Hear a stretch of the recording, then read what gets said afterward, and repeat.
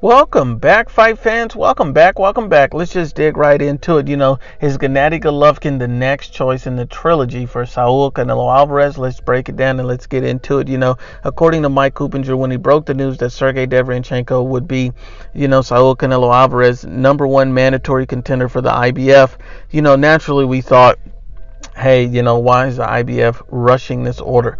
What is their motive of their incentive? And I think we may have found out why. It looks like Gennady Golovkin, according to Mike Coopinger, is expected to be the Canelo opponent come September in a trilogy fight. I'm hearing that's what the Zone wants. I'm hearing that's what Mike Coopinger is reporting. So that's what we're hearing, is that the Triple G fight is the likely next fight. These guys want to create another champion by having Saul Canelo Alvarez give up that belt or be stripped of it, because we all know that at the end of the day, Canelo wants to be undisputed. So he'll eventually come back and reclaim that belt. As of right now, he's looking for the biggest and best fights. And at the end of the day, if I was Canelo Alvarez, I would think that this is a horrible decision by the IBF. He literally just won the belt, and Canelo Alvarez just won the belt from a guy who just recently beat Sergey Deverenchenko back in October. So this makes absolutely no sense by the IBF.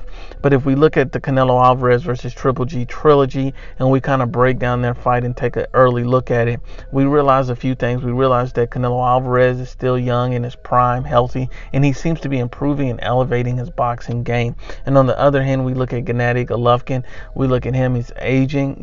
At this point, he didn't look too good in that last fight against Canelo. Canelo literally stalked him the entire fight, marched forward, and hit him with a hell of a lot of tough counters, body shots, and backed up Triple G, the monster, the boogeyman, the myth. So you got to give Canelo Alvarez the absolute credit in that fight. But if we look at Triple G and Canelo, Canelo's ascending while Triple G's descending. I think that would be an interesting trilogy, and I think Triple G's only way to win that fight is to risk getting himself knocked out. And I think that Triple G may have a chance on that. But other than that, I would have to give the fight to Canelo, and I do believe by stoppage, because I believe if Triple G were to try to risk it all to win the fight, he would risk getting knocked out, and Canelo Alvarez would counter him and stop him at some point. I just don't believe Triple G wants to feel that power and pressure from Canelo. And you can look at Triple G and Danny Jacobs, two bigger men, two stronger men than Canelo. That's at least what it appears. And Canelo backed up both of these guys. Canelo had both of these guys hurt at points in those fights and not wanting to march forward.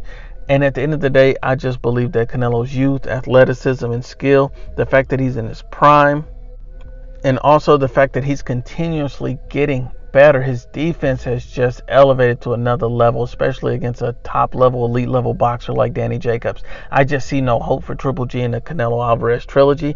I honestly believe that Canelo Alvarez would stop Triple G in a trilogy. I don't believe it'll be a pretty fight. I think it'll be an ugly, bloody, messy fight, but I do give Triple G an outside chance to win if he's willing to get knocked out to get the victory.